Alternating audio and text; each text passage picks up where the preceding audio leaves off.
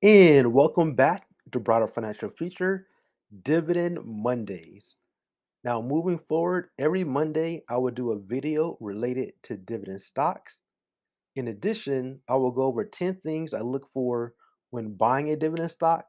It's not the only thing, but it's some of the things I look for when I'm considering a new dividend stock or a dividend stock that I already own, and I'm trying to add more.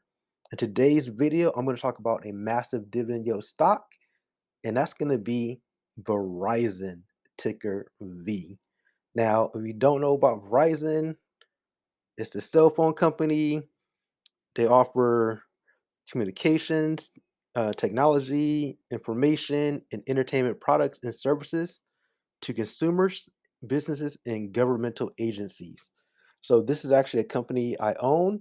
So, let's go over 10 things I look towards when owning a dividend stock. The first thing I like to look for is their credit rating.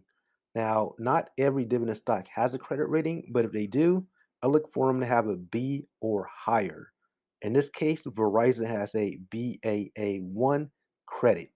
Just like we have individual credit when we're getting a credit card, businesses do too, and I look for B or higher.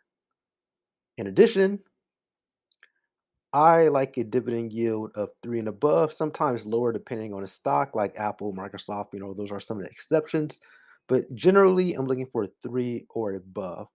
In this case, Verizon offers a dividend yield of 4.8%, which is a nice dividend yield that I really enjoy. In addition, I want to see what their dividend payout ratio is, right? In this case, I'm looking for a dividend payout ratio below 60%. In some cases, there are some exceptions to the rule, but as a general rule of thumb, I'm looking for 60% and lower. It has another check mark here at 47.65%. All right. Next on the list is I do want to see some dividend growth. I want to see that they are having some dividend growth. In the last 3 years, Verizon on average has raised their dividend 6.32%. So that's another positive there. In addition, I like to just kind of take a look at their forward PE ratio, 9.9. When it comes to Verizon, theirs is 9.79. Now, this kind of fluctuates, really depends on the industry that you're looking at. I like to just kind of have an idea of what it is. I don't like to just generally say below the S&P 500 because that's a basket of multiple different stocks, and Verizon should be trading at a lower valuation. And when it comes to the PE, it's not Apple, it's not Google. So I think this is actually a fair PE when it comes to Verizon. All right, next up, we have shares outstanding. Now, this is, I would say, is a negative when it comes to Verizon. I didn't realize that they have been increasing their shares outstanding when it comes to this particular stock. So basically, they're kind of diluting your shares. One thing I want to see is actually a decrease when it comes to the shares outstanding. They've been slowly increasing their shares outstanding, which I want to see the opposite, which is a decrease. So I will put a negative check mark for that.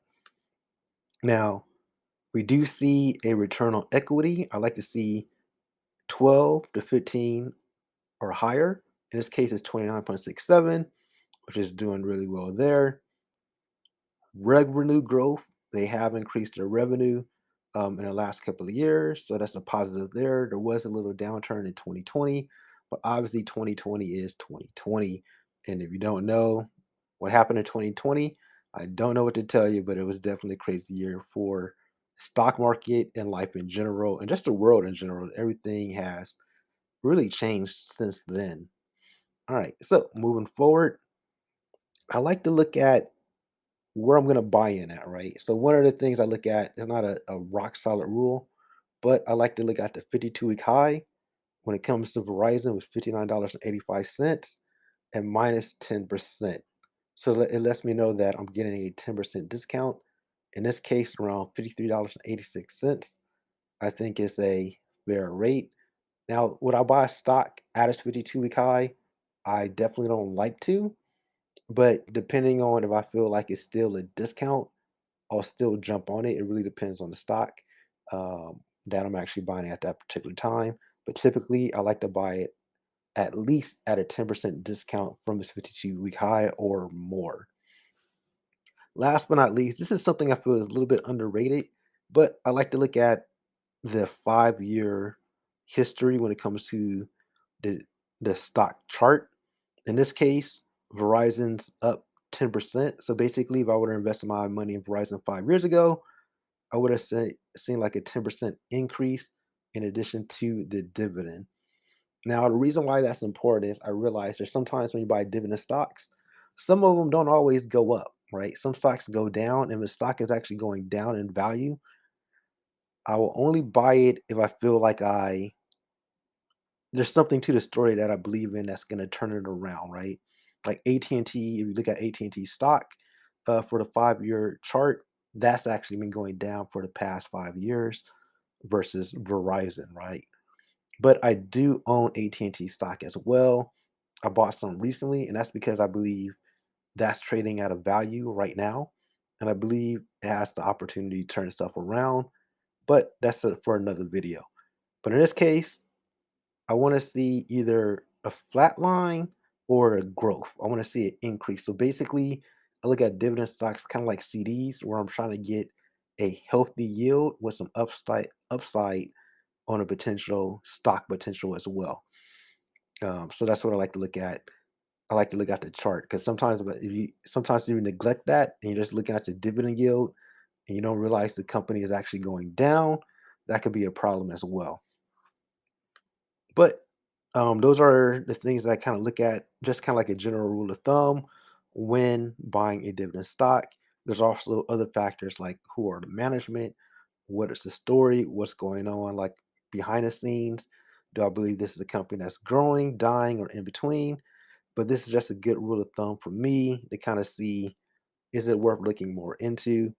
Overall, I think I actually like Verizon for its dividend yield. um, I do own some Verizon.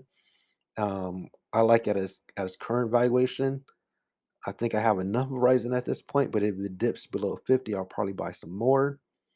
And that's just me.